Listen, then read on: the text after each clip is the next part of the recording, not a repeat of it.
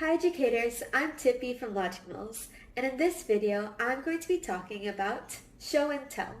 Now, when we use this in class, it's mostly to promote sharing, different types of communication, as well as taking turns.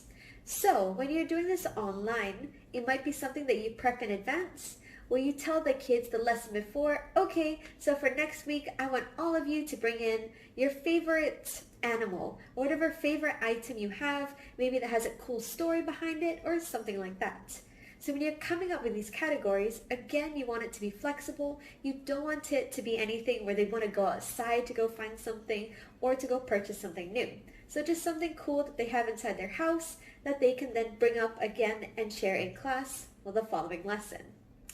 Another thing to take account for is that when they're sitting in front of the laptop or whatever recording device that they have, they probably want to have smaller items. That way they can hold it up and show you and not have to move around too much and get too far away from the camera, and it's nice and easy for them to hold up and talk about it. Now again, with show and tell, it's all about communication, so this is a great time for you to teach them to take turns. So with the whole priority speaking, you can maybe have them go in order that their videos show up, or whatever kind of ranking you would like alphabetical order, or, who lost their tooth first, anything like that, but just try and get them used to taking turns. And this is a little bit harder because when you're online, you can always hear everybody, so maybe in this circumstance, you can really utilize priority speaking, or possibly the mute button, or turning down the volume of certain students.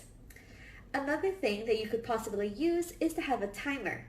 So when you have each kid speak for a certain amount of time, that way it keeps it fair. So you can have a quick little jingle that rings after maybe 5 minutes, and you can say, okay, Jessica, say your last closing sentence. That way we can move on to the next person.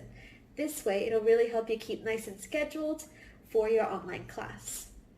And a final thing to maybe take note of is that after everybody has finished presenting, or even once they finished their own item, that afterwards they put it away. That way they're not sitting with it and playing with it and being distracted throughout the whole thing, because you can't quite see whether they still have it in front of them. So it's best to ask them all to put it away nice and neatly. That way they can focus and continue on with the lesson.